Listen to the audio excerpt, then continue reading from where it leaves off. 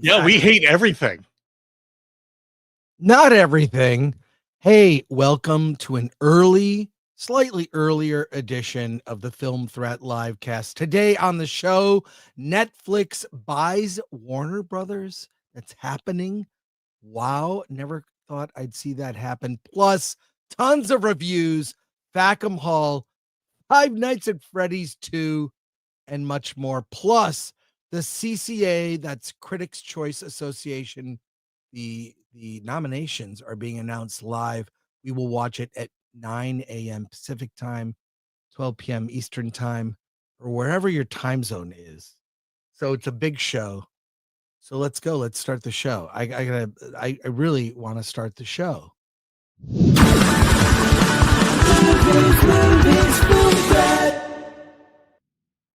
Let's get him in here because I have a beef with Alan. This is real. We have to discuss it. I'm really busy at the moment with Dr. Doom, but I'll say it.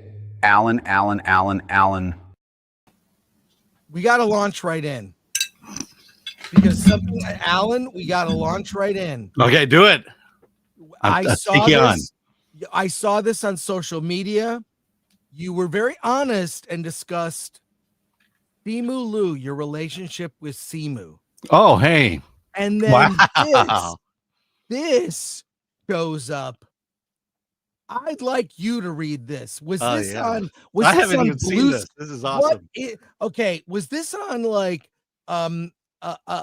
like Blue Sky or Threads? What is this? Can you hear me? Am I coming through? I hear you perfectly. Okay. This is the first time I'm seeing it, so I'm Oh, really? Yeah. I don't see how. This is crazy. So tell us this. I'll zoom in a little bit more because this is a post from Simu Liu. It says, "So happy to meet my pal Al. What a great friend and fellow warrior for Asian representation." Alan, how do you plead? I mean, I plead. Explain yourself. Innocent. Yeah, I plead innocent. He is a great friend and fellow warrior. But you were kind of trolling him in a way. You said, "Yeah, I like what you're doing." Like you embolden him to even lead further. Look, if you're right, I will embolden you. If you're wrong, I will not say anything in front of your face. Okay. Well, although this is not on X. It's not on X. It's not on X. Okay. Yeah, so it's gotta be on Blue Sky or something else. Yeah. Or he posted it, then went to my account and then unposted it. Well, I don't know if he deleted it, but Alan, I guess you made a new friend. Yeah, there we go. I guess you made a new friend. Let's see who's here and talk to the chat and go to our comments. We've got some starred comments here. We'll get into it. R.I.P. Warner Brothers from ADLS24. Yeah. John Smith 333. Hail Chris Gore and Alan Ng. Thank you. Yidos. I, for one, welcome our Netflix overlords. We'll talk about it. Yeah. Suns and Shadowcast. Chris Coffee Pool. Where's my first cup now? It says, "Where's my Frist cup?" Where's my first cup now? Okay. I'm only on my first cup. But I have a second preloaded.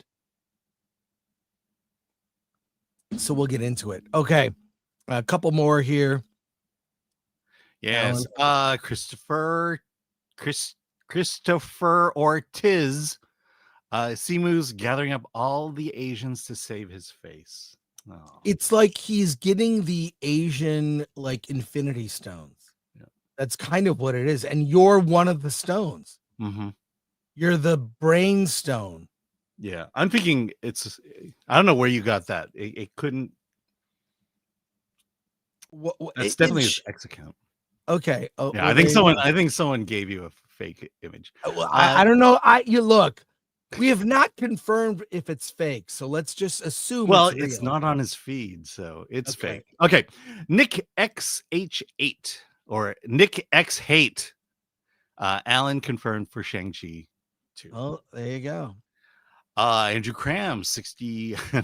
Hello and good morning to Chris and Alan, member for 22 months. Thank you, Andrew Cram. Yes. Appreciate you. And this finally. Yes. And from the great Lord Thothy, like, share, subscribe, hit that bell for notifications, sign up as a member, join us on X, Discord, Rumble, and Instagram.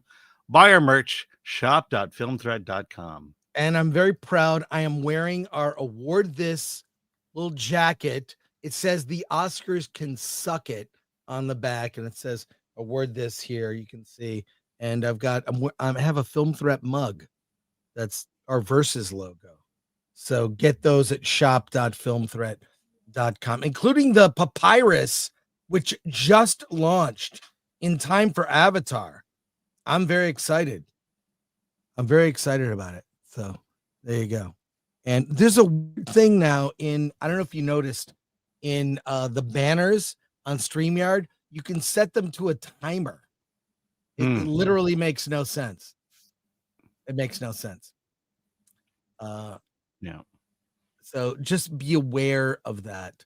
But we've got coming up very soon.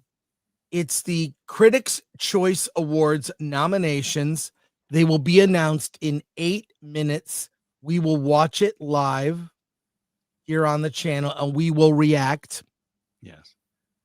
And yeah, Critics' Choice is the first major awards show of the year.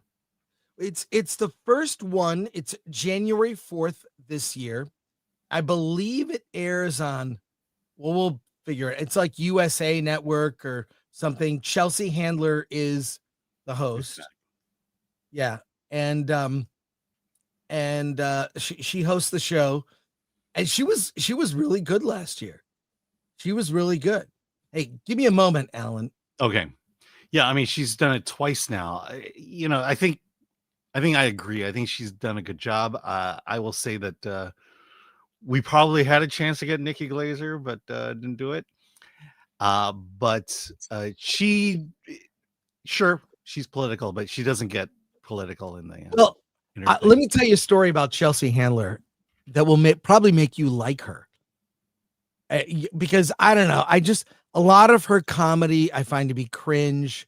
She really leans into the uber feminism, and she can be kind of a turnoff. But you have to hear this story, Alan. You will appreciate it as a performer. So back in the day, struggling actress, comedian, trying to, get her career off the ground, Chelsea Handler, a young Chelsea Handler, you'd send out audition tapes, right? Mm-hmm. And she wanted to make sure that people watched her audition tape. So what she did, she had a VHS tape, and the very beginning of Chelsea Handler's audition tape, she's, doing a little audition with some comedy. And then there's like a Fritz, like a little and it's like she recorded over her audition tape with a sex tape. And it cuts to Chelsea Handler doggy style, like now, to be clear, it's a fake sex tape, and she did this on purpose, but it got her a ton of attention. I think it's brilliant. I think it is absolutely hilarious that she wanted to make sure people watched her audition tape. So she sent her audition tape that it looks like she, taped over with a sex tape. Very clever. Kudos to her. I think it's hilarious. So there you go. Well, now I know what to do next time I audition. Well, it's a way to get people to know if you've actually watched the tape, like that was hilarious. Now send us your real tape. But it gets attention. It's a weird thing where there's a sameness about actors because they want to be malleable and want to be whatever you want them to be. That's what they are. So I for one respect her for that. I respect her for that.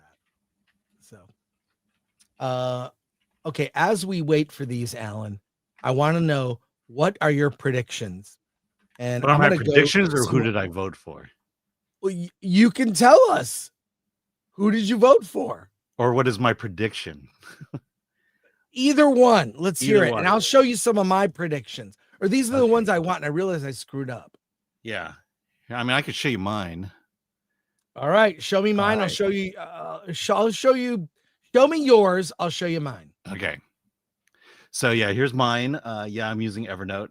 Best film: Frankenstein, Sinners, F1, Song Sung Blue, and Rental Family. Best actor: Michael B. Jordan, Oscar Isaac, Hugh Jackman. I'll tell you the best actress category this year, very thin. Kate Hudson, Yeah. Jessie Buckley, and Sydney Sweeney. I hope Sydney Best supporting: Jacob Elordi, Javier Bardem, Adam Sandler. Supporting actress: Amy Madigan for Weapons, Haley Steinfeld, Glenn Close. Again, very thin this year for actresses. I don't know if that'll come out. And best director: Guillermo del Toro, Ryan Coogler, and Joseph Kosinski. All right. So, I'm so going to pretty share much mine. this year, it's all about Frankenstein, Sinners, and F1. Well, this is the Gatecrashers website, and on it, I posted. I'm part of this. It's a group of kind of Hollywood outsiders that post their predictions. Now we could post more. These are my predictions of things. So let's look at it. Best picture. You got to there blow can that be- up. Oh yeah, I got to. Okay. Here we go. Yeah, there you go. Best picture: Hamnet, Sinners, Wicked for Good. Some of these I don't love. Yeah, these are your Some of these- predictions. My predictions, not the movies I like. This isn't what I voted for. Hamnet, Sinners, Wicked for Good, Weapons, Frankenstein, J. Kelly, Eddington, Frankenstein, Begonia, Springsteen, Deliver Me from Nowhere. Although I think that will drop off because Yeah. a lot of people. Okay, best director: Chloe Zhao, Ryan Coogler, Zach Kreger for Weapons, John M. Chu, Wicked for Good, Yorgos Lanthimos for Begonia. Best actor: George Clooney, Jake Kelly, Jeremy Allen White, Springsteen, Michael B. Jordan, Sinners, Brad Pitt, F1, Joaquin Phoenix, Eddington. Best actress: Jessie Buckley, Hamnet, Cynthia Erivo, Wicked for Good. I'm not saying I would vote for Cynthia Erivo. I'm saying I predict she will likely be a nominee. This is my list of predictions, not what I want to win. Emma Stone, Begonia, Julia Garner, Weapons, Sydney Sweeney, Christie. God, I hope Sydney Sweeney squeaks in. Yeah. Best supporting actor: Stellan Skarsgård, Sentimental Value, Sean Penn, One Battle After Another, Delroy Lindo, Sinners, Benicio del Toro, One Battle After Another, Adam Sandler, Jay Kelly. Best supporting actress: Ariana Grande, Wicked for Good is a lock.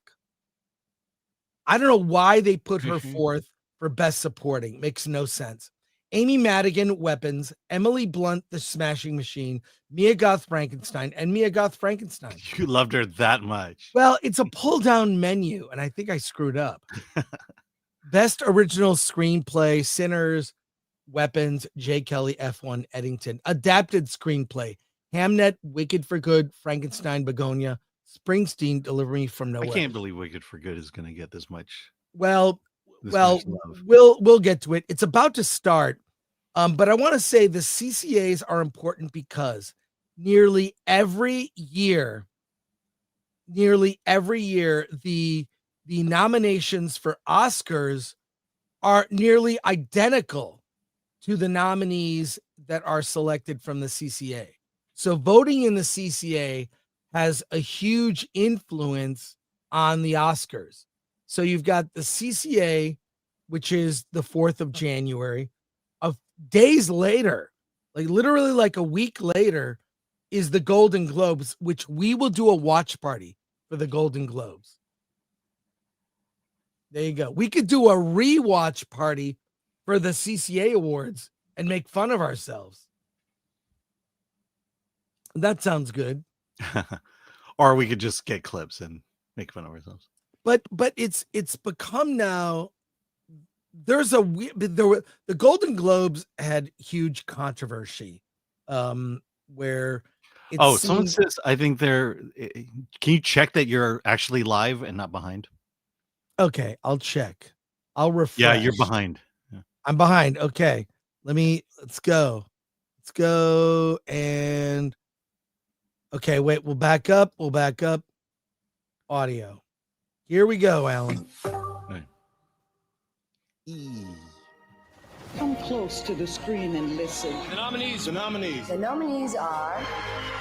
We have never had such fun. My people, thank you. This is really kind of good as it gets. The critics. Now I know where to put this, right beside my Millennium Falcon. I'm going to try real hard to not cry tonight. You know, when everyone's like, oh, this is so unexpected. This is actually unexpected. Thank you, the broadcast film critics. Thank you so much for this. Thank you so much, Critics' Choice. Thank you. Where is he holding it? You know that Good morning and Here welcome we to go. the 31st Annual Critics' Choice Awards nominations announcement. I'm Erin Lynn Rhodes. And I'm Kelty Knight. And today Never we're heard of that. celebrating the storytelling that had us and the critics talking. We are so excited to reveal the 31st Critics' Choice Award nominees. Let's kick things off with the television categories. I don't care about Oh, any of television. this. So you could maybe you could jump ahead to. I can't jump ahead. It's live. so dude. much bad. No, aren't you behind? What the hell? No, it's live. I'm No, you're I'm behind. by like 10 seconds. Here we go. How far am I behind? Oh, Do they we just- care about TV? Not Here we really, go. but The nominees for Best Actress in a Comedy Series. Now the nominees for Best Actor in a Comedy Series. My crush, Adam Brody. Nobody wants this. I like him. Adam Ted Brody. Danson, A Ted Man on the Inside. he was at the Netflix party, by the way. David Allen Greer, St. Denis Medical. Danny McBride, The Righteous Gemstones. Seth Rogen, The Studio. Alexander Skarsgård, Murderbot. These are the nominees for Best Actor in a Comedy Series. Now on to the nominees for Best Comedy Series are Abbott Elementary, That one gets every They keep year. pushing Elfman. that show. I don't like that show. It's okay. Ghosts, It's like Modern overrated. Family. Hacks.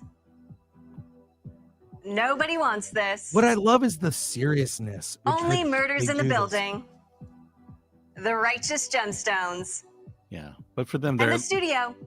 These are the nominees for Best Comedy Series. So you think the studio's going The to take it? nominees studio for Best was Actress legit in a good. Drama Series are Kathy Bates, Matlock. Ugh, I hate Matlock. Carrie Coon, The Gilded Age.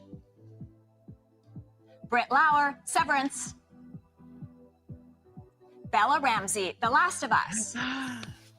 Let's pop Harry on some Russell, The some Diplomat. comments, Lori. Okay.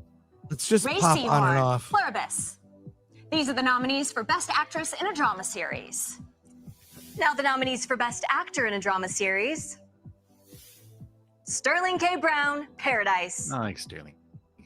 Diego do. Luna, Andor. Andor. Mark Ruffalo, Task. The At least they Hulk. put it as a dramatic series, Adam Scott, Severance. not a flattering picture. Billy Bob Thornton, Landman. Ooh. Noah Wiley, The Pit. These are the nominees for Best Actor in a Drama Series. Now the nominees for Best Drama Series are Here we go. Alien Earth, No, I can't believe it. Andor, What? Drama The series. Diplomat, Paradise, Alien Earth. The Pit, I hear the pit Pluribus. is good. Severance, TV critics are just a little Task. too woke. These are the nominees for Best Drama Series. Alien Earth. See, guys, all that time spent binging, Aaron, it was worth it. Yeah, we dedicated our lives to this. There are so many incredible nominees this year, but now it's time to move on to the movie categories. Yeah, Oh, here so we they're just go. doing the major- they're Here just we doing the go. major Movie categories. Are we there? Are we there? Just look at me. Okay. What do you see? I see my whole life. It's inglorious Technicolor. I'll be seeing you very soon. Not if I see you first. With all the things that I've seen, I ain't never seen no magic. Till now. Viva la revolution! Okay. All right, we are starting with the nominees for Best Animated K-pop Feature. Demon Hunter is a K-pop Demon lock. Hunter. That's it. Arco, Arco. Yeah, Arco. Elio, Oh. What? Alan. In How- Your Dreams, Uh-huh. Okay, that's Netflix. K-pop Okay. Demon Hunters, Little Oh, Henri, or the character of Rain, Elio beat out Zootopia. Oh no, there we go. Never Zootopia mind. 2. It's on the list. These are the nominees for Oh, they're doing Best 6, okay. Animated Feature. You know, it's my favorite category. Now on to the filmmakers who shaped the year's most cinematic moments. Best director. The nominees for Best Chloe Director Zhao. are Paul Thomas Anderson, One Battle No After Another. surprise. Ryan Coogler, Sinners.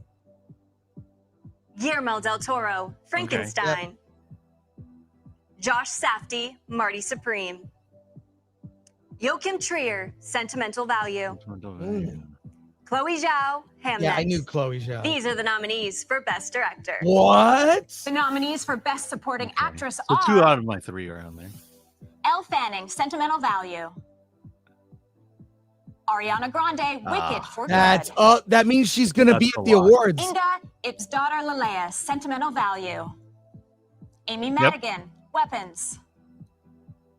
Wami Mosaku, Sinners. Sinners. Okay. I almost Tiana voted for Taylor, her. One Battle After Another. These are the nominees for Best Supporting Actress. And here are the nominees for Best Supporting Actor. Benicio del Toro, One Battle After Another. Jacob Elordi, Okay. Frankenstein. That was Oh my pick. wow. Paul Mescal, Hamnet. Sean Penn, One That's Battle your After pick. Another. No surprise. Adam Yeah. Sandler, That's my Gene pick. Kelly. Stellan Skarsgård, Sentimental Value. Okay. These are the nominees for Best Actor, Best Supporting Actor. Oh, All right, man, we're going one to shift battle now, after another and is we're going to gonna- move on Best to Actress. the lead performances. Sydney the nominees Sweeney. for Best Actress Sydney Sweeney. are We're pulling for her. Jessie Okay, Buckley, Jessie Hamnet. Buckley. Yeah, that's no surprise. Rose Byrne, If I Had I'm Legs, I'd not a Take big You. fan of that movie. Chase Infinity, One Battle After Yeah. Another. Yep. Renata Reinseva, Sentimental Value. Amanda Seyfried, The Testament of Anne Lee. Oh wow. Emma Stone, Begonia. These are the nominees for Best No! Actress. Sydney Sweeney. Sydney Sydney nominees for Sweeney Best snubbed. Actor. Snub. Timothy Chalamet, Marty Supreme. Yeah. Okay. No Leonardo DiCaprio, Yeah. One Battle After Another. Joel Edgerton, Train Dreams. Okay. Ethan Hawke, Blue Oh! Bill. that's great. Oh. Michael B. Jordan, Yeah. Sinners. Wagner Moura, The Secret Agent. Literally. These are the nominees for Best Looks like Actor. one battle after the And another. last, Aaron, It's but gonna- certainly not least, these going are to the get most nominees for nominations. Best Picture. Here we go. Sinners. Hamnet. Begonia, Begonia. Frankenstein, Frankenstein. Hamnet, F1 no. Jay Kelly, Wow. Yeah. Marty Supreme, What? One Battle After Another. What do you mean what? You knew it was going to be on there. Sentimental Value, Sinners, Sinners. And Wicked for good. Train, Oh, Train Dreams, and Wicked for Good. Wow. These are the nominees for Best Picture. Wow. I think Thrilling. they're, I have like- chills. I am so excited that award season think is people finally like the kicking first off. movie I'm that they're ready. A complaining huge about congrats the to all of this year's talented nominees. For the full list, scan the QR code on your screen to head to Scan the QR code, Alan. And don't miss the 31st Annual Critics' Choice Scan Awards the presented QR live code. on E! and USA on So it's on Sunday, both E! January and 4th, USA hosted by our Network. girl Chelsea Handler. It'll be her 4th year in a row. And she always kills it. I know she has Crush. big plans for this year. And we're kicking off award season on E! Everybody. We bet are they've so never excited. We'll seen be the watching right with you. I have Golden just like stuck in my head on Let's go. repeat. I will sing every K-pop Demon Hunter song right All now. right. but you All guys right. probably That's can't hear it. Okay. All right. We're done. Okay. Some snubs. And Sydney Sweeney. Christy got nothing. And Sydney Sweeney got nothing. So there you go. Jay Kelly, a surprise. But George Clooney did not get actor. Did you notice that? But Adam Sandler got supporting. Yes. Okay. Do you want Okay, the Alan. full? Do you want the full list? No, we can just discuss your thoughts. What do you think? Snubs? And by the way, this will predict the Oscar noms. What we just saw that list will be nearly identical. Maybe there'll be a few swapped out, couple things different. These are going to be the Oscar noms. If you have a link, Alan, throw it. Let's see it. You want to see the full? It's kind Yeah, of. Yeah, let me get it in a Google Doc because it's going to be. It's a long list. Okay, but hold on. I'll just tell you, One Battle After Another got a total of 14 nominations. I believe that's the highest of the group. Yeah. Hamnet 11. Sinners. Rental Family got 1 for the best actress. And then where is Sinners? Sinners, they didn't include Sinners. Well, I just got an email with the list. I know, but it's it's in gray. Right. Okay. It's all good. What are your reactions to what you saw? Well, I am saddened that One Battle After Another did so well. We predicted that. Yeah, I mean, it was inevitable. Yeah, I like I said, I think the big two is going to be Sinners, and it's going to be a Frankenstein for me. Okay. All right. How about you? I don't know. I think for me, it's all over the map this year. There isn't one movie that dominates for me, but we predicted One Battle After Another would dominate, and 14 nominations with CCA. It'll be similar for the Oscars. So there you go. Let's go to comments. Sneak Blue P6Z became a YouTube member. All right. Next. Sad is the word for this year in movies. Yeah. English Batchers, when you're pregnant, is it okay to fire machine guns? Don't you get deaf babies? Yeah. Even the actress who played that role said, I would never do that if I was pregnant. Yeah, it makes no sense. It makes a great visual, completely illogical. And Hertz Donut basically speaks for everyone. I haven't seen any of these movies. You want to hear the sad part? I've seen like 90. There were a couple I went, oh, I didn't see that one. But yeah, Alan and I have seen them. But we vote in the CCA. Yeah. And Sons and Shadows gifted 5 Film Threat memberships. Cool. Okay, well, we will be covering. Alan and I will actually be at the CCA Awards, and we will discuss that. Yeah. So we'll be doing a live stream on E and USA Network. No, we're not. Don't listen to Alan. The big news story of the day: Netflix to acquire Warner Brothers. This is all over. It's not. Look, it's not a done deal. It's coming together, but Variety has it. Netflix to buy Warner Brothers and HBO Max, an $82.7 billion deal. Acquisition expected to close following Warner Brothers Discovery spinoff of Discovery Global TV Networks division in Q3 2026. This is not going to happen overnight.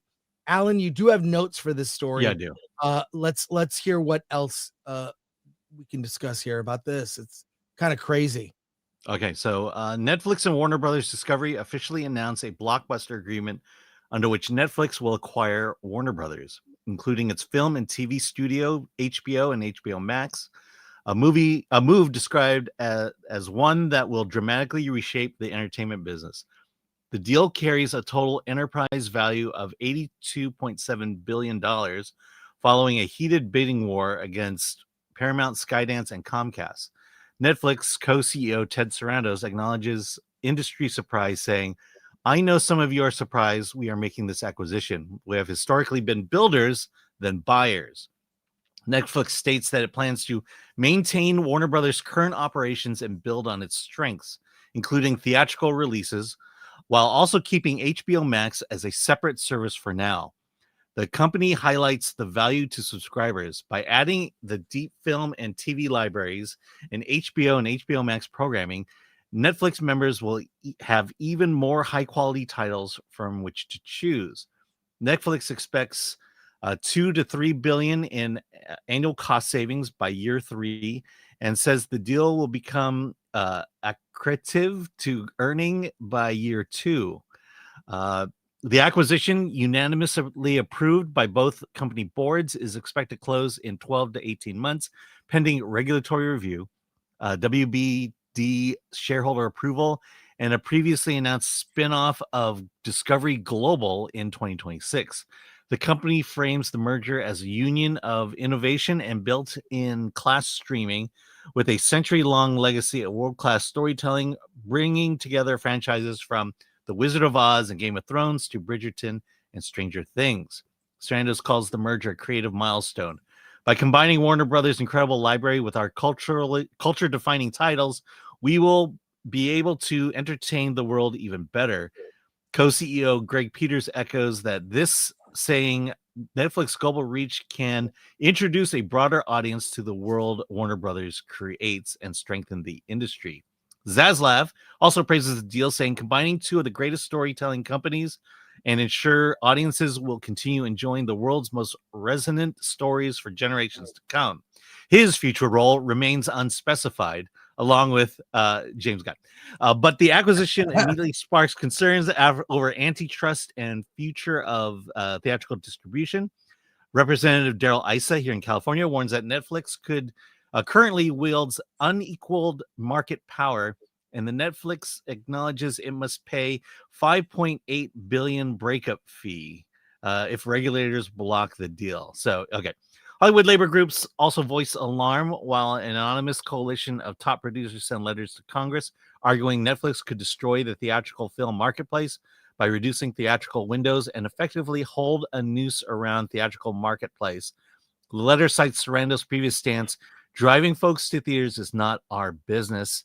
And the producers urge lawmakers to subject the acquisition to the highest level of antitrust scrutiny, warning that the stakes involve millions of jobs and a treasured art form. Yeah, this is this consolidation is not good. This is a dystopian future. If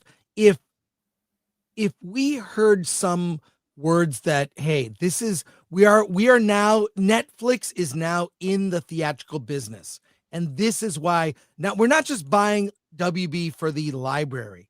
We're buying WB so we can get into theatrical. I don't hear that. I think consolidation. I think, look, there's a reason that in Alien Earth, our future, right, in that series, that there are 5 corporations that run the world. We are spiraling closer and closer to that. And as someone who loves the theatrical experience, I can't think of a week I didn't go to the movies, or at least the drive-in during COVID. This is not good. Now, where does this leave things like James Gunn's DC Universe? No clue. No clue. I don't think there's going to be a DC Universe. I think there will be individual movies like The Batman 2 and Superman and Supergirl. Apparently the Supergirl trailer is coming on Monday. And we will talk about it on Versus, but I don't know. I think the idea of being able to coordinate a connected universe with characters under this new deal may not happen. But a lot of people are speculating Gunn is gone. I don't think so. I think look, you could look on Superman as a misstep, right? Since Zootopia 2 made in less than a week what Superman made in theaters its whole run. And, look, creative filmmakers have bombs and then they bounce back. Ridley Scott is hit and miss. And, maybe it's not a complete and total miss, but it wasn't what people expected. So I think Gunn will be fine for now, especially when you look at the kind of content that Netflix produces. You think a Peacemaker orgy scene is going to put Gunn at risk, I don't think they care. So, Alan, what do you think? Gunn, a I couple think things here. Yeah, let's hear it. Yeah. So antitrust wise, we're down to 5 major studios. So Warner Brothers, Netflix together, Disney, Paramount, Universal, and maybe you count MGM. I don't know that you can. So that's a huge deal. Well, MGM is Amazon, basically. Right. But in terms of the major studios still left, those are the ones.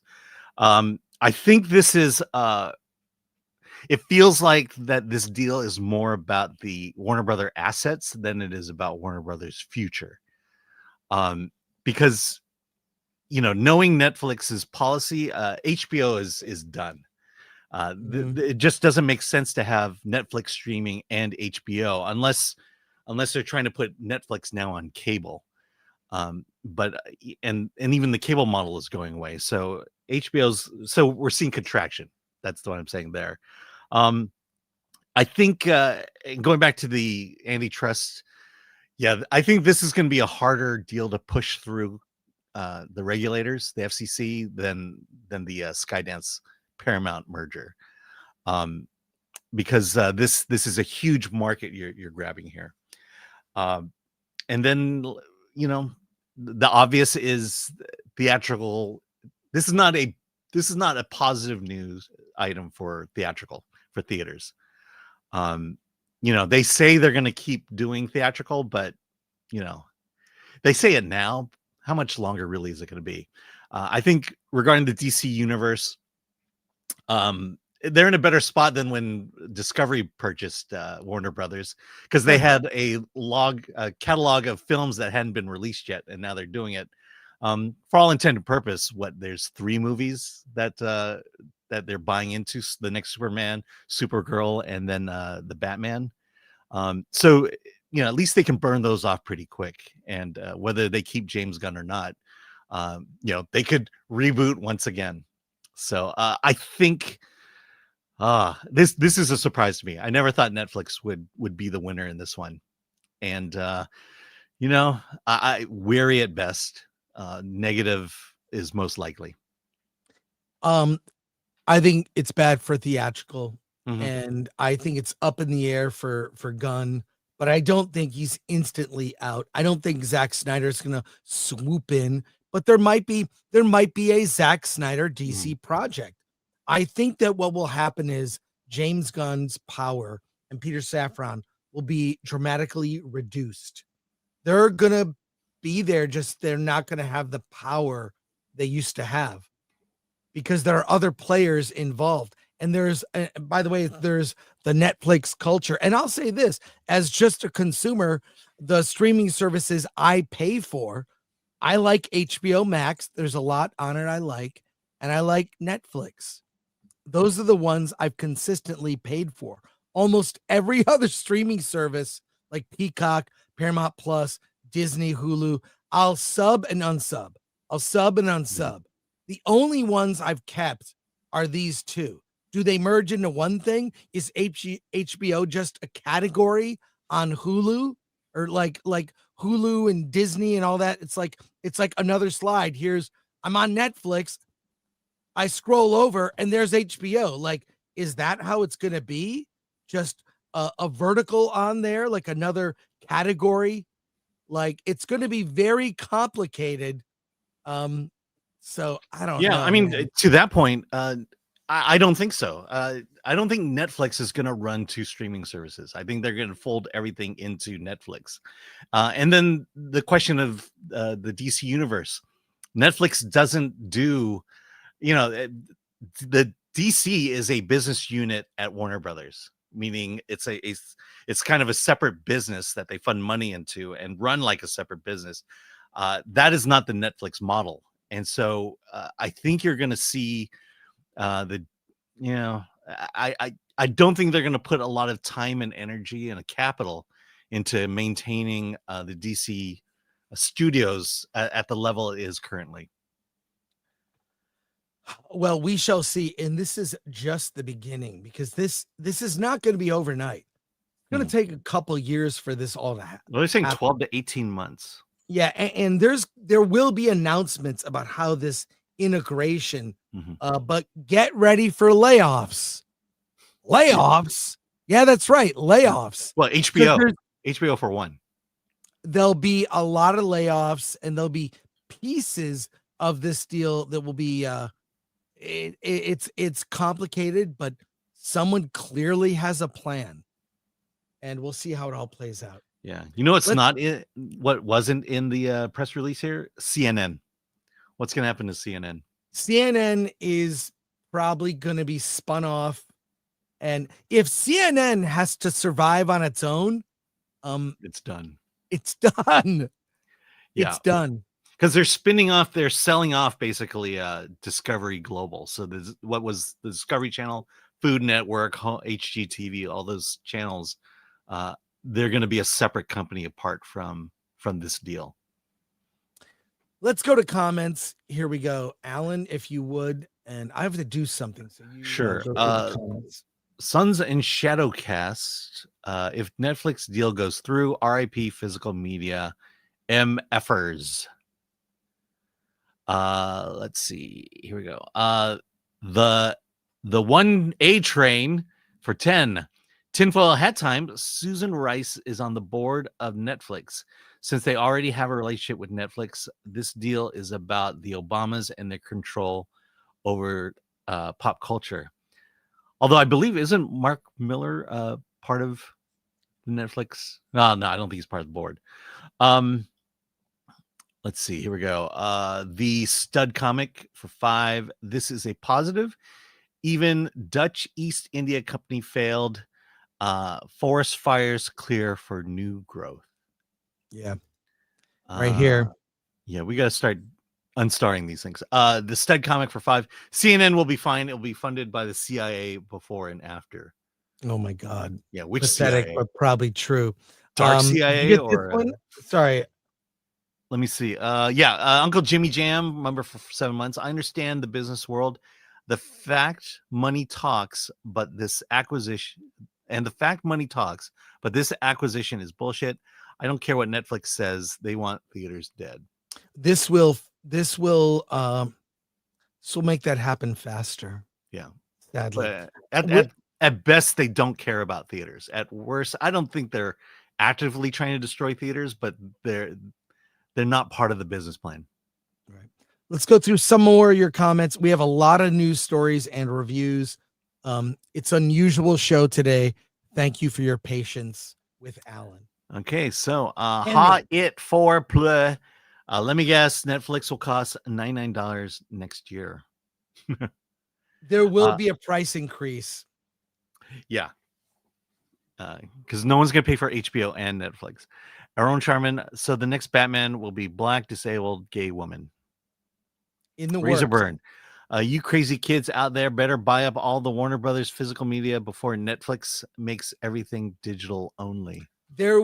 I'm going to guess that division will slowly be phased out. Mob 19,001. Netflix, like Amazon, are IP killers along with Disney. Yeah, don't read the numbers. Thank you, Mob. But the numbers are but Mob is just plain old Mob. Just Mob. Mob. Right. I'm calling you Mob. Mob. The numbers is save your time. Okay, Jimmy. This is Disney buying Fox all over again. But I think, I really think it's more about the catalog than it is about producing more Warner Brothers content. Christopher Moonlight Productions, shared universes are killing cinema anyways. Netflix just bought a share of the Titanic. In the Titanic, indie filmmakers are building new ships. Chris, I love your positive attitude. And the nerd far away. Remember in Demolition Man when Taco Bell won the franchise war and was the only restaurant? Yep, headed that way, aren't we? Yeah, it's sad. It's it used to be you went to I have what you call wanderlust. I love to travel. I love to go to different places. When you go to different places, you see unique shops, bookstores, unique shopping experiences, clothing stores, and restaurants privately owned. what America's turning into is more and more corporate slop. More and more everywhere you go is the same. So as you pointed out, Taco Bell being the only restaurant, that's happening with our culture. This, as small businesses can't afford to stay in business, you're seeing just a sameness to everything. So you go to a different city and they all have a Chick-fil-A or a McDonald's. Where's your privately owned restaurant owner that cooks real food? I saw a report on Matt Walsh's channel talking about what the quality of food, the declining quality of food. 80% of all pizza that is made made and sold uses the same cheese. They buy it from the same vendor. This is where we're going with culture. It's very sad. And here we go. The stud comic. Remember, for 22 months, it is called monoculture. That's right. We're spiraling towards it. And I can tell you here in Orange County, Orange County is not known for its food. And the big reason why is the only places to eat are basically corporate restaurants. Chain restaurants. Chain restaurants, or, the high-end restaurateur type restaurants, where the mom and pop restaurants are fading away quickly. Yeah. Well, I'm fortunate to live in Pasadena, where there is an abundance of privately owned small restaurant businesses, a restaurant owner that might have one or two locations that is directly involved with the food and the pricing. And I recommend Edwin Mills, Equator by Edwin Mills. Bottomless mimosas on weekends for $20, $3 martinis, 4 to 7 on weekdays. Great happy hour. And the owner, Teddy, is a badass. I know the owner personally. I like when I give money to a business, I want to be able to look the person in the eye. I know who I'm giving it to, rather than a faceless corporation. Wait, here we go. English Bachelors, married for 23 months. 1984 and Demolition Man were meant to be warnings, not blueprints. Well, we're seeing the warning. It's happening. So, some more news stories, and this relates. Scarlett Johansson is in talks for the Batman 2. Wait, she's switching teams from Marvel to DC. What the hell? Alan, the story is in Variety. Let me share it for you, and we'll react to it here. All right. Well, Scarlett Johansson is reported to be in negotiations to join the Batman Part 2, starring opposite Robert Pattinson's Dark Knight, as Matt Reeves prepares the sequel for a spring shoot ahead of its October 2027 release. Zoe Kravitz, Catwoman, is not expected to return, according to sources close to production. Johansson's role is being kept under wraps, but her involvement marks another major franchise move for the actor, following her success in Jurassic World Rebirth, which grossed over $800 million, and her upcoming appearance in The Exorcist reboot. The potential casting also represents a symbolic shift, as the article notes she would be swinging across the comic book street from Marvel, where she originated Black Widow, to finally DC. Beyond franchise work, Johansson continues expanding her creative slate. She recently made her directorial debut in Eleanor the Great, which premiered at Cannes, and also stars in James Gray's Paper Tiger. Nexus Point News first reported her talks in the film, while DC Studios had no comment on the casting. I think she looks like she could play Poison Ivy. I mean, I have no idea. It could be even a new original character. I don't know. I mean, we've heard about the Batman 2 forever now. She can hold her own in a franchise. Is she a romantic interest for Robert Pattinson? Who knows? Vicky Vale, right? Who's blonde? Who's a blonde female in the Batman universe? I don't know. I like Scarlett Johansson. We shall see. but I mean, now with this Netflix, here's what's funny. Can you see on the right side here? Every story is about I know. Netflix. Let me zoom in. I'm just going to scroll down these. Look at this. Oh, sorry. One more. You can't do it that way. Yeah. Netflix to buy Warner Brothers. Anonymous A-listers lobby Congress against Netflix WB streamer would hold a noose around the theatrical marketplace. Netflix says Warner Brothers movies will remain in theaters, but windows will evolve to be much more consumer friendly. Yeah, it's going to go to Netflix quicker. Netflix, and it's all Netflix news. Alan, but what about this with Scarlett Johansson? Yeah, I have a prediction of what role she is going to do. And in the vein of Ghost in the Shell, she will portray a beloved Asian villain. I don't know which one that is. You have to tell me what that is, but she'll take some Asian role away from I think it's a perfect casting. Yeah. It's perfect casting.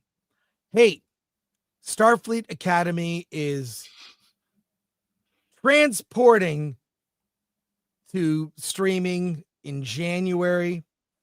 And our friend of the show, Robert Meyer Burnett, tweeted this out. Modern Trek can't even come up with their own promo campaign. At least Lower Decks had the good humor and reverence to pay tribute to the original series feature films with their season promos. This is the reason. This is reason number 4,397. I'm sure that Rob has been keeping track. Why Star Trek has been driven into irrelevancy. This is a poster from One Tree Hill. Looks like some show I never watched. And this is Starfleet Academy. What is this? Zoom in. I got a better one I can show you here. Yeah. Let me share a better one. But Alan, what do you? This poster does not bode well. Look at this. This is crazy. This is a different orientation of this. What do you think? I'll say. Which of the characters is gay or are they them? Which do you think? What do you think? No, I think the better question is which character is straight? Which character is straight? This isn't what Star Trek is. This looks stupid. Oh my God. As soon as this poster was released, everyone I know was tweeting about this. I mean, our Star Trek funeral cannot come. I mean, we could not have timed it better. I put out this little video that Glenn edited of, a little promo for our funeral. This couldn't have come at a better time. We announced the funeral and then this comes out. Oh my God, this is a travesty. I know. Klingons have never been more fierce. Oh my God. Yeah. Look, Star Trek no longer knows who its audience is. That is definitely directed toward Gen Z. And right. Was Gen Z ever a fan of Star Trek? They're alienating current Star Trek fans in hopes of getting fans who don't like Star Trek. Yeah, well, join us on December 17th for our all-day event. Funeral for a franchise. We say goodbye to the beloved Star Trek franchise. It's dead, Jim. Let's go to comments. DK Bones, member for 5 months. Are you guys going to MegaCon? No, not this year. Unfortunately, no. Unless it's an all expense paid trip. We're not. Then we would go. Yeah. Cybrix, Dawson's Fleet was the best comment. Yeah. D Goodheart, I so cannot wait to not watch Starfleet Academy. It's dead, Jim. Well, look. One of my relatives shares, I'm on her account for Paramount. I will watch every episode and review it on this channel. And you can't. Yeah, but I think the goal is to get viewers. Yeah. Yeah. I mean, it's kind of like what Paramount is doing. Are we going to get more viewers talking about this show? Yeah, I had a great point. I can't think of it. Alan, we have a lot of other news stories. Let's get to them. Guess All what? right. All right. Nearly half of all LGBTQ TV characters are canceled. What? This is from Deadline. Alan, you have the story. Is this true? Let's look at this. All right, so GLAAD's 20th anniversary edition of Where We Are on TV report paints a picture of LGBT representation moving 2 steps forward, 3 steps back. The 2025 report notes a small rise in LGBT characters across platforms, but that progress is immediately undercut by the loss of more than 200 characters who will not return because their series were canceled, ended, or designed as limited runs. The report highlights a large and concerning number of trans-inclusive series ending, while trans-inclusive characters increased slightly from 24 to 33 year over year. Only 4 appear on shows that were renewed, a sign that stability is shrinking even as visibility inches forward. GLAAD warns that the short lifespan of modern series erodes long-term cultural impact. Television is a powerful medium because these characters grow and evolve over the years alongside the audience. But with shrinking seasons and limited renewals, the potential larger impact of these characters disappear. Less than half of the LGBT characters counted remain on renewed series, meaning their loss comes a loss of possibility for impact that continues for years, creating social change. The retrenchment arrives in a year when DEI initiatives suffered setbacks at major studios when inclusive shows like And Just Like That, Harlem, Mid-Century Modern, and Heartstoppers are ending, as the report stresses, to reflect the LGBT experience and to show the diversity of community. These kinds of series are essential for authentic representation. Well, look, gay characters have always been a part of like TV and movies. I mean, they may have been gay coded, like not necessarily out, but there have been characters. I think there in recent years been an over representation in media of gay characters. If you're gonna go by the percentage of the population, it's almost too much. And there's that old trope of like when you're watching a show and by the 3rd episode there's like for no reason whatsoever there's a gay subplot for no reason when you're watching going, well, why did this happen? It seems out of the blue. That's because it's forced. When it seems organic or the characters are well written, nobody cares. But I think there were too many, and let's get down to a reasonable number or just do a full gay show. There's nothing wrong with that. But not every show has to have gay representation. Sometimes you just don't need it. What do you think, Alan? Yeah, my new best friend just sent me this article. Simu Liu, he put a TV report out that paints the picture of Asian representation moving 2 steps forward, 3 steps back. And in the 2020 report, a small rise in Asian characters across platforms. Well, you get what I mean.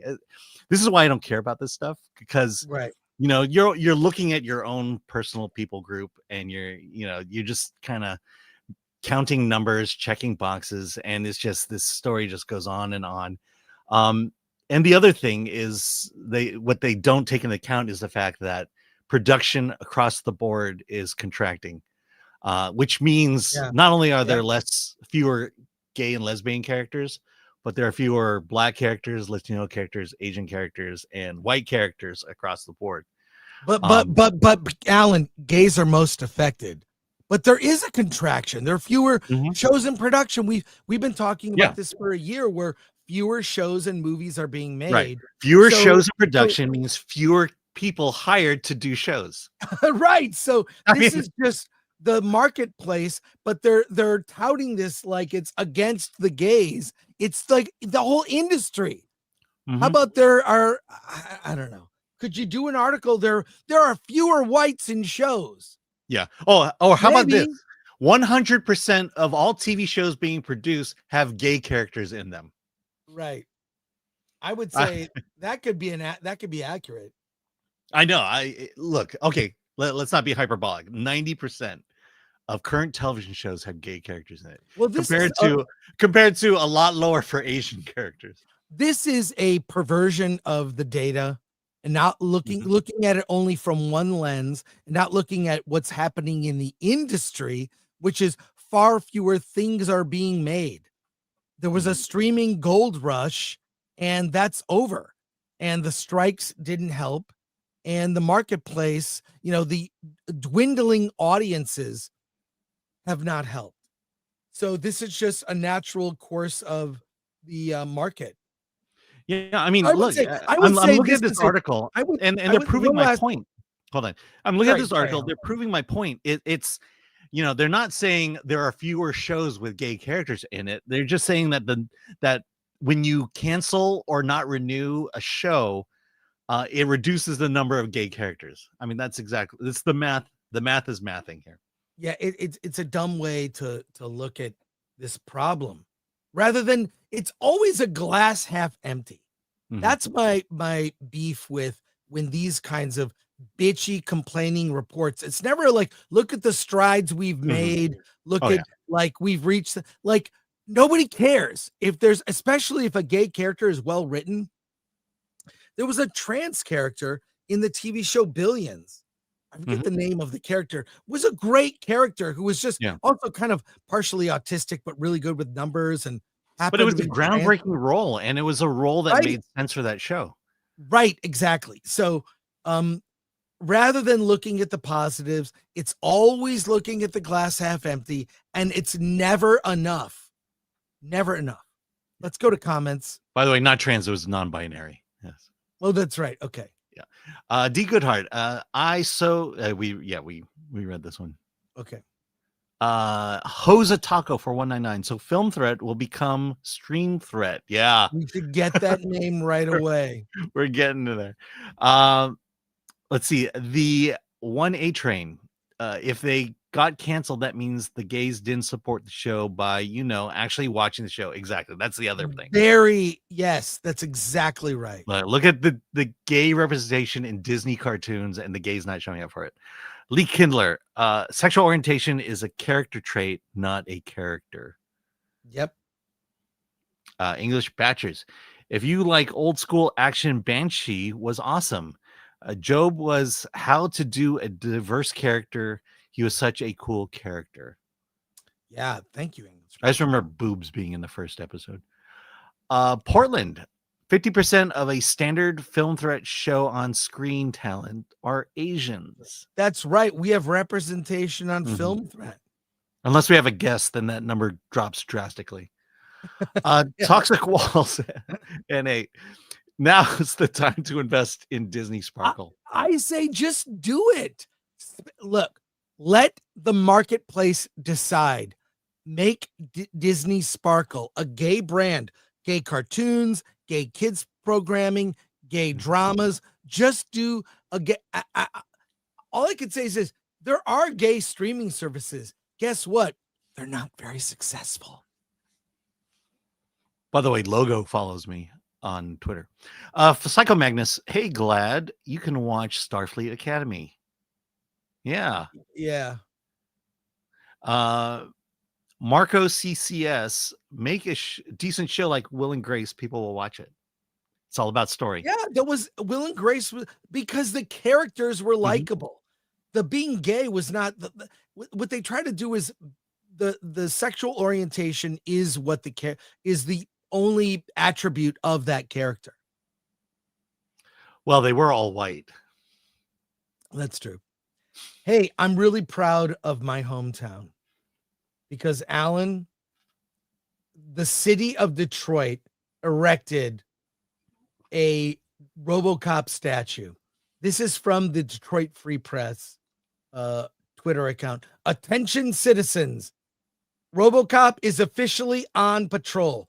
After nearly 15 years of planning, casting, fits, starts, snags, and delays, Detroit's RoboCop statue is upright at Eastern Market.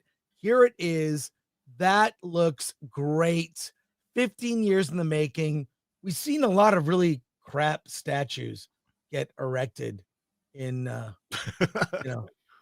and this one is around the country. This one looks great. I'm the timing couldn't be better because Detroit now is like the Detroit in the movie RoboCop. Yeah, exactly. The Detroit that was fictionalized in RoboCop actually now exists. So the timing for the statue could not be more perfect. I love it.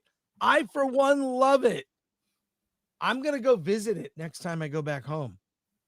I'm going to visit it. And thank you I had like 25 people send me this saying, aren't you excited? I am excited. Hold on. I love it. That statue is 11 feet tall. It could be even taller. Hey, there's a movie coming out on Christmas Day that stars Hugh Jackman and Kate Hudson called Song Sung Blue. And you've probably seen the trailer. Trailer's been out for a while now. And I'm here to tell you that this movie is actually based on a real people. It's based on a documentary called Song Sung Blue. And that documentary just released a trailer, and the entire documentary, which was previously only available as a DVD that the movie never got distribution. So the filmmaker just burned his own DVDs and mailed them to you. Well, now, because the movie is now coming to theaters on Christmas Day, Song Sung Blue is on YouTube. And Alan and I have seen the movie with Hugh Jackman, Kate Hudson, directed by Craig Brewer. We'll review it soon. I loved it. Very inspiring. A beautiful, true story. A wild, true story. This is the trailer for the documentary, which was put recently on YouTube. We will put a link to the movie, the documentary, in this video here, but this is the trailer we'll watch together now. Ready? Alan, you ready? Yes.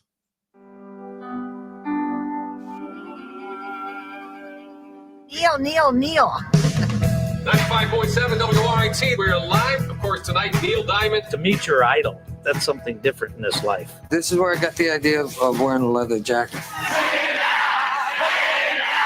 Flame dance. Hope she can sing as good as she looks. This ring, I marry my friend. Lightning sings Neil Diamond, thunder sings Patsy Cline, but today they sang a love song and they got married. Well, it took place in a tent. You know what? We have another hometown special guest for you. We got to actually be in it. Thunder was on cloud nine. Holy God. Eddie Vedder. Hey, Eddie Vedder. You're tempting the hand of fate by following a certain path. In Milwaukee tonight, a freak accident. Police say Claire Sardina was gardening yesterday when a car hit her in her yard. Put that down! Put that down! Am I afraid to kill her? We got in this together, so we'll stay together. I'm just wondering what our future holds. I got the eyes on the prize.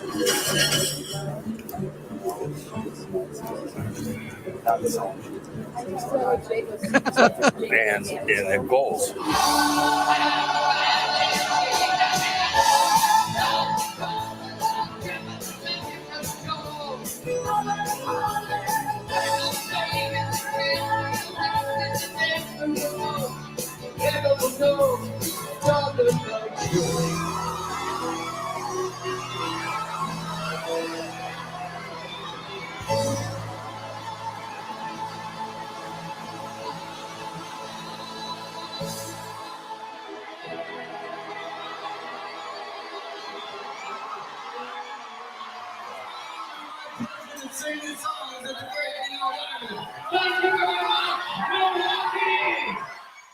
Now, I do not recommend watching the documentary before you see the movie. What happens in the movie is wild and unbelievable, but it's all true. It's bizarre, completely bizarre. So I recommend watch the doc after you see Song Sung Blue, if it even interests you. I'm telling you, Hugh Jackman, amazing. Kate Hudson, fantastic. And the fact that the events you would not believe occurred in that story is wild. So watch the documentary after you see Song Sung Blue. And there you go. Alan, what are your thoughts? Yeah, Song Sung Blue comes out on Christmas. Look, the last few years there have been movies that you and I have kind of advocated for that no one sees. RRR was probably the most famous, but then it was like American Fiction. Last year was Better Man. Song Sung Blue for me is that movie. It's a movie that just comes out of nowhere and just has an amazing story, hits right to the heart, and highly recommended. My daughter and I saw it twice. It's her favorite movie, and I got really emotional the second time seeing it, even though I knew exactly what was happening. This story is incredible, and not only that, it's a true story, as you saw in the doc, especially with Eddie Vedder there.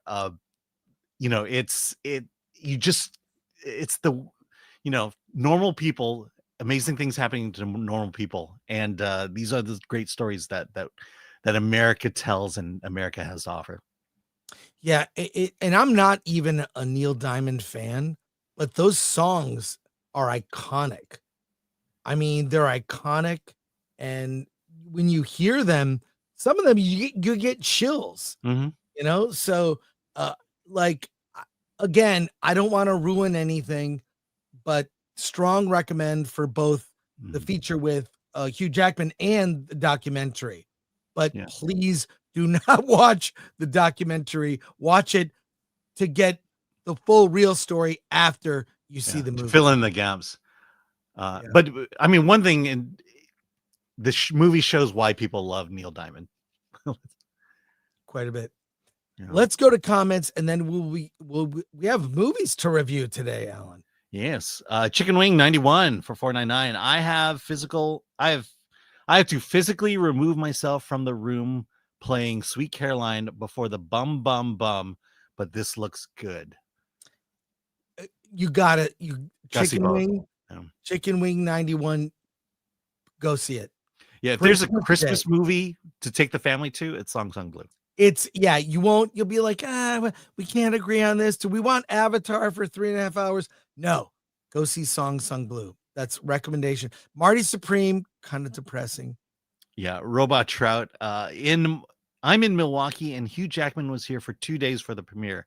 He went to a ton of MKE spots and just showed up. He even dished out 500 scoops of custard to people that waited 4 hours to get in. Wow. I believe that's where the movie ends.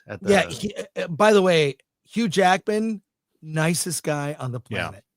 He is. There's a reason this guy always works. He's a pro. Mike MC Wong. What about an Axel Foley statue made more money? The question is, where would you put it? Would you put it in Detroit or in Beverly Hills? Yeah. Thanks, Mike, for the comment. David Rose. Detroit is wazy better than dog poop waste LA. You're not wrong. But you're not wrong. The weather here is better. It's Detroit is the best worst. Let's put it that way. Yeah, there you go. The best of the worst. Hey, where should we start reviewing movies, Alan? Did you see I've only Hamnet? seen one, so you should Hamnet? start. Yeah. You did not see Hamnet? No. I'm gonna wait for you to see it so we can review it together. Yeah. I can't do 5 movies in a row. So, but I have to watch it in the theater. I tried watching it at home, and there's just that's when you have to sit there and concentrate and watch. It's in theaters today. But Alan, you saw a movie called Merrily, We Roll Along. What is this movie? What is this movie? This is the movie this year so far that I've seen the most, and it's not out yet. Oh, actually, it's out now through Fathom Events. Look, I like musicals. I've said it many times. This is a musical. This is a Stephen Sondheim musical. It originally appeared on Broadway. This version of it appeared on Broadway 2 years ago, starring Jonathan Groff, Daniel Radcliffe, and it says Beanie Feldstein. That's not who it is, but yeah. Lindsay Mendez. That's who plays Mary there. So Sondheim musical. It is notably probably his the biggest failure he's ever had on Broadway. It's the story of a musical duo. Jonathan Groff plays Franklin Shepard, and Daniel Radcliffe plays Charlie. Jonathan does music, Daniel does lyrics, and it's about this longtime friendship and collaboration that they had. But here's the kicker. This is what makes this musical unique from all others. It's told backwards.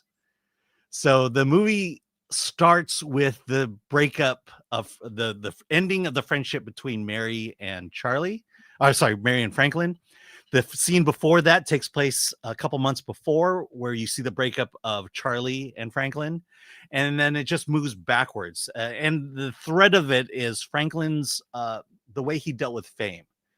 It starts with him being the most famous movie producer in Hollywood, but his life is starting to crash. And then it moves backwards to the beginnings when he was young, just out of college, with him and Charlie having the world at their feet, saying that they're going to change everything through musicals. And so, like I said, it moves backwards in time. Starts bad, ends great. So look, let me get some caveats here. If you don't like musicals, forget it. Don't watch it. You're not into it. If you like Sondheim, this to me has some of the best Sondheim songs in it. I've listened to this cast album since the very beginning, back in the 80s. This production, I think, is the best production I've seen of Merrily We Roll Along. Really hits in on Mary and Mary's crush on Frank. Just really well done. And I'll say the highlight of this movie is Jonathan Groff. There's so many emotional beats in this movie, and Jonathan Groff hits every single one of them. Daniel Radcliffe is not a Broadway star. He just barely gets by, but he's good in it as well. So if you like musicals, if you're a big Sondheim fan, this is probably one of the rare chances you'll ever see Merrily We Roll Along. So it's in theaters as a Fathom event, which right. is So it's this weekend. You can only see it this weekend. Only this weekend. Why does Daniel Radcliffe in the poster look like he's a little kid? That's kind of the way it was designed. I mean, this is pretty much how the first production was done. The reason it failed was they cast teenagers or young adults in these roles, and no one bought them as adults. And so it was a Harold Prince production, and it just failed. And so it's been forever in revival ever since. Can I just say, Alan, you did not convince me. Look, the reason to see this movie 100% is the music. It's the songs. Yeah, I'm this is a pass for me. I'm not. Okay. I'm not It's really... very experimental, but yeah. All right. Let's go to comments. An honest doctor. I don't trust men who like musicals, but Alan gets a pass. Thank you. He gets a pass. And a pass. Oh my God. I like musicals. It is the gays. Exactly. Ron Enriquez. Richard Linklater has apparently shot a film version of this and is going to wait 15 years to shoot the actors when they're older. Yeah, he's like Boyhood. Like I said, the movie works backwards, and so he's shooting it backwards. Exactly. Yeah. All right. More movies to review. Fackham Hall is a comedy that makes fun of the British period dramas that you would often see on the BBC, like Downton Abbey. Very, very proper stories, your Jane Austen type stories. The uptight Brits. And if you're look, I'm a casual fan of those shows. I've watched them here and there, but I was never a Downton Abbey fan. But this movie, Fackham Hall, has a simple story that kind of you've even seen in a lot of these British dramas. Lord Davenport, played by Damian Lewis, is the patriarch of the family, trying to marry off his daughters to basically cousins so that he can pass along his wealth to his family, because it must be passed along to a male figure. And he is, well, it's in the trailer. He is murdered. They have to solve the murder. Ben Radcliffe plays Eric No One, literally spelled Noone, who is this thief who is supposed to deliver a letter to Fackham Hall.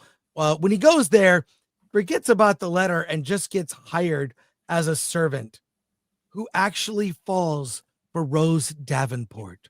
But they're separated by their class.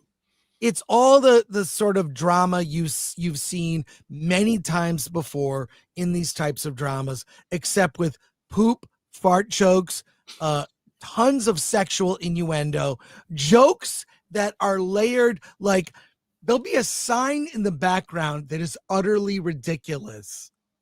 That is a joke, a double entendre, that I'm sitting here going, like, I'm listening to a joke, I'm reading the joke. Jimmy Carr plays a vicar in the church who's got two great scenes in which he's reading scripture, but reading it incorrectly. It's hilarious. If you've seen the trailer to this, it's exactly as advertised. Tom Felton is in this, of course, and from Harry Potter series. Draco. Malfoy. And he's great. He plays such an arsehole, if I could say. And all I can say is this: look, it's 97 minutes. The humor is super dumb. I'm wondering even if the audience that likes these kinds of dramas, do they want to see a comedy with tons of sexual innuendo humor and fart jokes? I mean, there are fart jokes, ridiculous jokes. It's like, and look, not all of them land. Got to be, but they're okay. The next one, there's a joke every 10 seconds.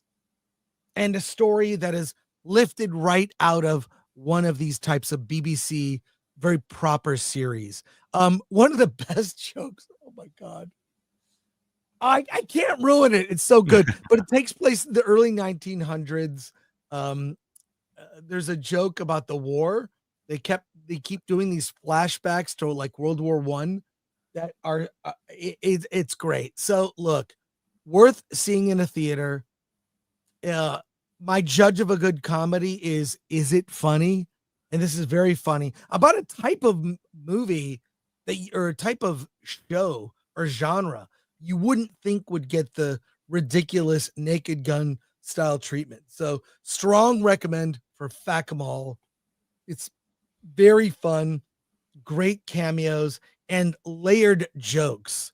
A lot of jokes in the background where you have to read a sign or signage. No amount of real estate on the screen. It's all utilized well. So strong recommend, Alan. I think you would really like it. Yeah. So fans of Airplane and Naked Gun will appreciate this one. Yes, it's the very similar style of humor. And you can tell that the people who did this really enjoyed kind of goofing on this stupid. Catherine Waterston as Lady Davenport is she's so like they play it straight, right? Like that's the way to play this type of comedy. You got to be deadpan, straight, and just And you say can it. never acknowledge the joke. You never acknowledge the joke. Don't laugh at yourself. I mean, it's in the trailer. One of the best jokes is Eric No One is looking at this flyer that says the Peacock Theater, and the woman he's infatuated with, Rose, is on there. He sort of rips the paper and it says cock eater. This is the level of humor. So yeah, go see it. I saw it in a theater. Lots of laughs, and you'll enjoy it. You missed out, Alan. I did miss out because I was watching Avatar. Let's go to comments. All right. The Immortal Remus. I hope Fackham Hall ruins British period dramas like how Airplane ruined disaster films. Speaking as an Englishman, I am sick and tired of it all. I want some British sci-fi, horror, fantasy, etc. for once. Yeah, it's great. And the one thing about it too is it's not diverse. There's like one black character that shows up in the beginning, and I don't want to ruin it. It's just great.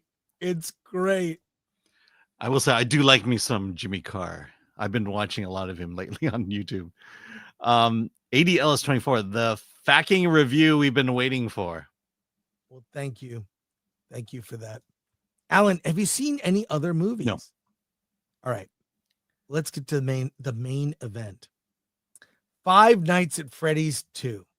I saw the original Five Nights at Freddy's, the movie, when it came out a few years ago. It was released in theaters and on Peacock the same day, and did very well.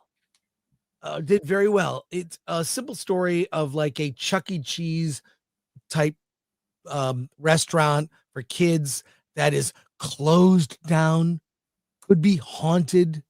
Bad things happen there. There were some murders. And the Five Nights at Freddy part 1 was fine. It was a PG-13 horror movie with some horrific things happening in it. If you saw it, it's kind of like I want to say kind of a safe horror film for kids. Matthew Lillard was a creepy character in the first one. He's back in this.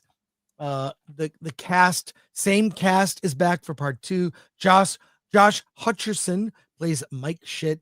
Piper Rubio plays Abby, his sister, and they're trying to rebuild their lives after the events of Five Nights at Freddy's 1.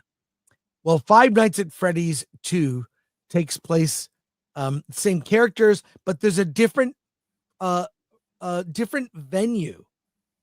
A different venue where Freddy Fazbear venue that was the original venue that had other characters and a river that ran through the restaurant.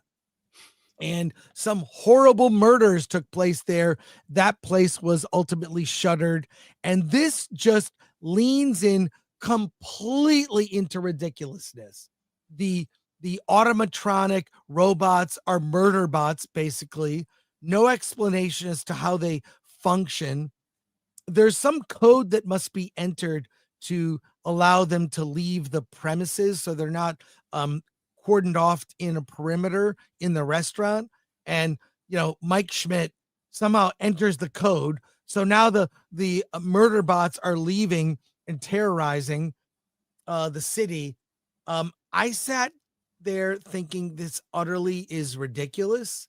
Makes no sense. While the first movie had a logic, this one goes off the effing rails into ridiculous. Now, to be clear, I have not played the game. Okay? Haven't played the game. But I was in a theater where there are about 30 kids who definitely had played the game because they all had popcorn buckets. They were cheering at things I had no clue what it was about, some little reference. And this movie, while the first one was made accessible to whoever, this movie is only for fans of the game. Clearly only for the fans, because it just didn't make sense.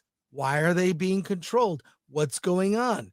Is there some spiritual element? One of the humans just transforms for no reason. Why did that happen? Logic is out the window. The audience I saw it with didn't care. It's currently like 11% on Rotten Tomatoes. Like, it is, the critics hate this, and I hate to tell you, I'm gonna join them. I did not like Five Nights at Freddy's 2. I just didn't like it. It's not for me. Never played the game, and I like the first one. However, it's not made for me. It's not made for critic, horror fan, whatever. It's made for fans of the game exclusively. So it really excludes anyone else. But I'll say this, the audience that saw it, the kids that were in the theater, that had the popcorn buckets, that were screaming at things where what was that a reference to? They were all over this movie. They loved it. So who cares what I think? Don't listen to my review. I didn't like it. It's not for me. If you are a fan of Five Nights at Freddy's, the game, you are going to love this movie. Go see it.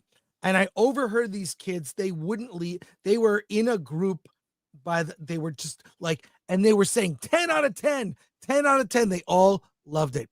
I will say this. There were they want this to be a franchise. I have no idea how this will perform compared to the first one, which was an unexpected hit. But there's a post-credit, mid-credit, and something at the very, very, very end of the movie. Do not leave the theater. And they were going wild. It clearly sets up, a movie about the next game. So not for me. Can't recommend. If you're a fan of the game, 10 out of 10. If you're a regular horror fan, unfamiliar, this is kind of a very sanitized PG-13 horror movie that is, and I give them credit. They made it for the fans of the game. And they didn't like redesign the characters or why don't we throw this in? No, they literally translated precisely the designs of the characters from the game into the movie. They didn't change a color at all. Although there's so many logic things. Like, why don't the lights work? Just because something is closed down doesn't mean you can't turn on the lights. How do these things like have so much power that they can, these robots, these animatronics, they now are free to roam and kill? Why do they want to kill? What's the point? Anyways, ridiculous. And there you go. Yeah. I hope the parents of those children vary their movie diet and take them to see Hamnet next. They're not going to Hamnet, but I give Blumhouse credit. They hear, what do the fans want? We're giving it to you. Yeah. So 10 out of 10 for fans and probably a 2 out of 10 from me.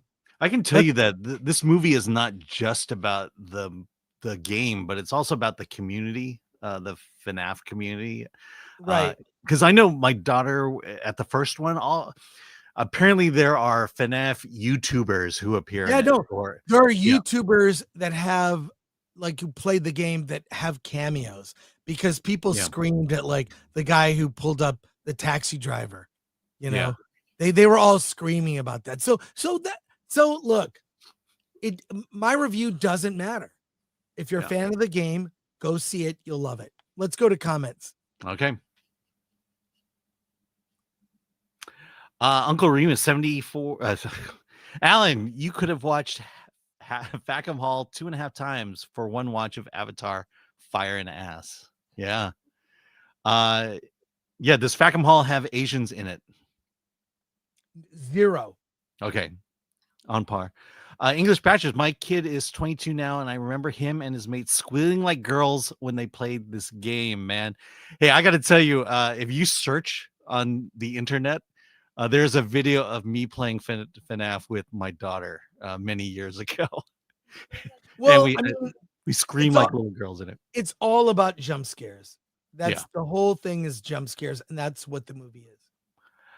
ADLs24. Why didn't this film come out in October? Yeah, would have made sense.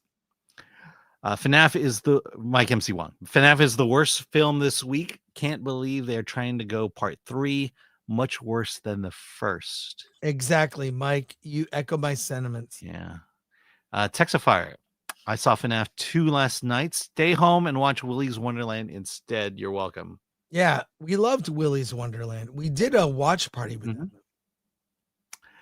St. Solomon. I played the Five Nights at Freddy's game. The game is way scarier than the movie. Yes, the lore is crazy and complete. I can vouch for that. It's complex. Yeah. The Immortal Remus. I was kind of disappointed by the first Five Nights at Freddy's film, as I was expected to be way more bloody and gorier based on the hype at the time. Yes, my daughter is saying 100%. Yeah, well, there you go. And there are more movies, but Hamnet is in limited release going wide next week. So let's do that next week. Okay. So I will see you this week. We are going to wrap it up today. Want to thank everyone who joined us early for watching the nominations and talking about Netflix, and everyone who sent in a super chat, support the channel. We appreciate you. Thank you for that.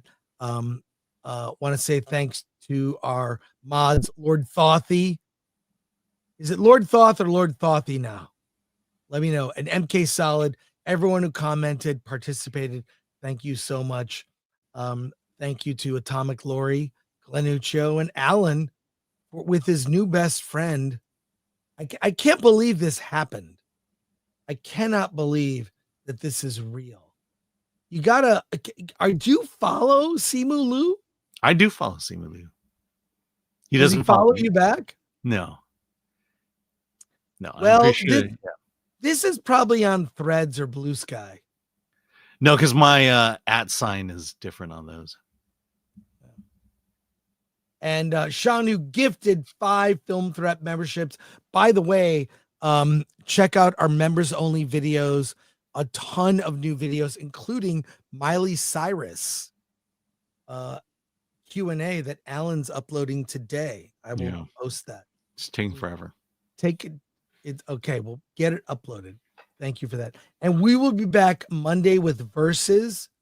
And you want to I just got our thumbnail, which I'm going to post. You got us. Here's what's happening. There is rumored the Supergirl trailer launches either Sunday or Monday. We are going to cover it. It's coming.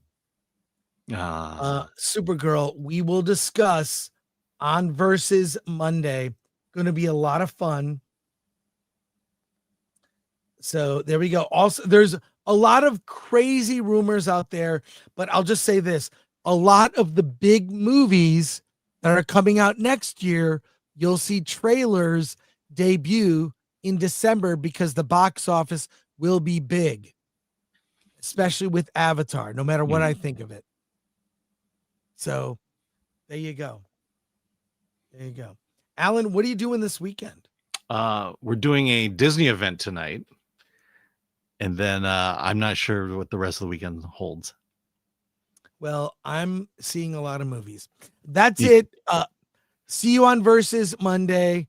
And wait, here you go. And Chris, Carnal for 5. Chris, I got excited hearing during the nooner that you're likely going to have Brett Daskovic on for Versus. Yes, he does a show called Pop Culture Crisis. I've watched that a long time now. And also see Brett on Timcast when he shows up. We have been DMing. We're trying to work it out. So thank you, Carnell. Appreciate you. He will be joining us. There's an issue where Versus, I think, is the same time as their live stream, but he'll probably be on during the holiday. So, and then I'm gonna do their show. I'll actually be on Pop Ah. Culture Crisis. So there you go. Look for that. Because you were just on Drinker yesterday, weren't you? I was on Drinker. Yes, talking Avatar. So have a great weekend, everybody. And Alan, you know what to say. Let's get out of here.